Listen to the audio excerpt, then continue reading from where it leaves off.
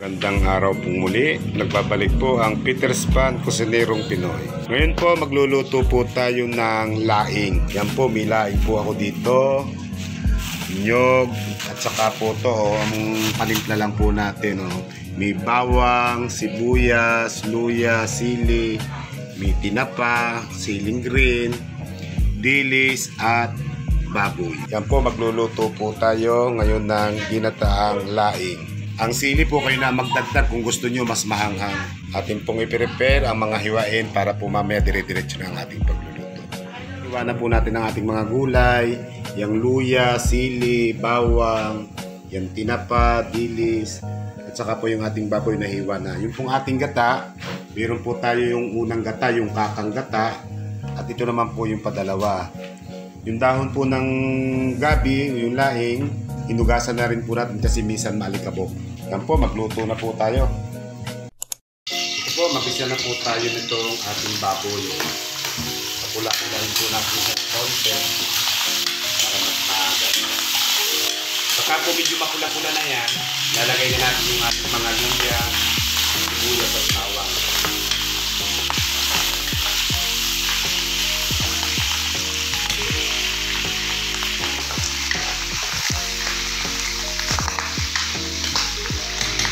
Ilagay na natin yung ating mga sibuyas.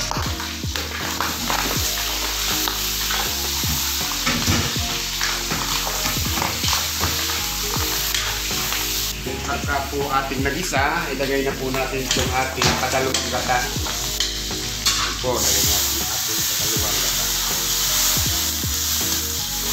Yan po, lagyan po natin ng asin at bitchin. Pagka po kumulo yan, ilalagay na po natin yung ating dahon ng gabi. Ito laing.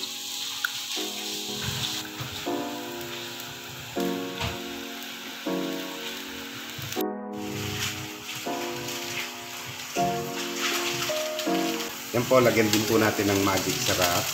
Yan po, magic sarap. Then, lagyan din po natin ng 4 cubes para po mas malasa. Ilagay na po natin ang ating laing ng gabi.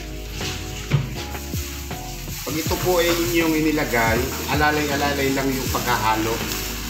Hindi yung maya haluin.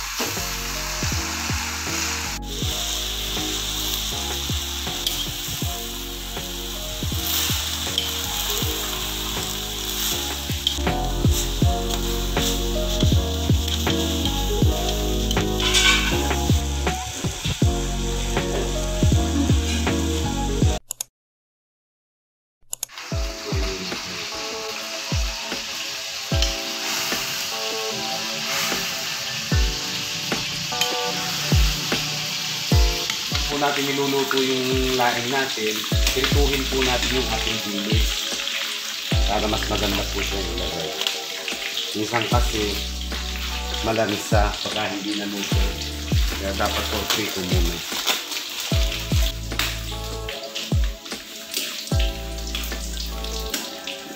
Para po mamaya ready na po siyang ilagay.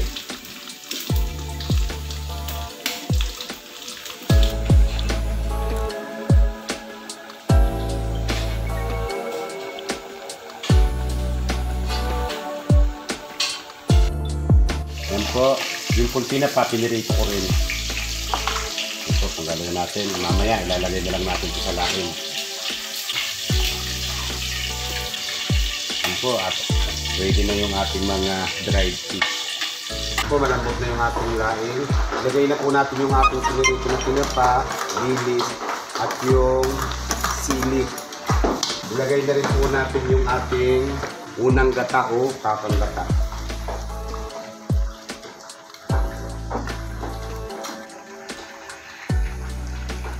Huwag lang po natin biglay ng apoy para dahan-dahan lang ang pagluluto.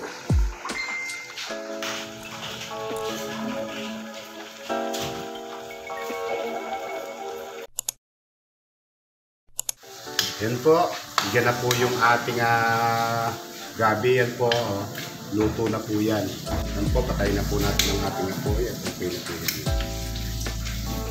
Yan po at maglagay tayo sa plato para yan po. Isang plato na po yung nakuha ko pero ang dami pa po ng tira.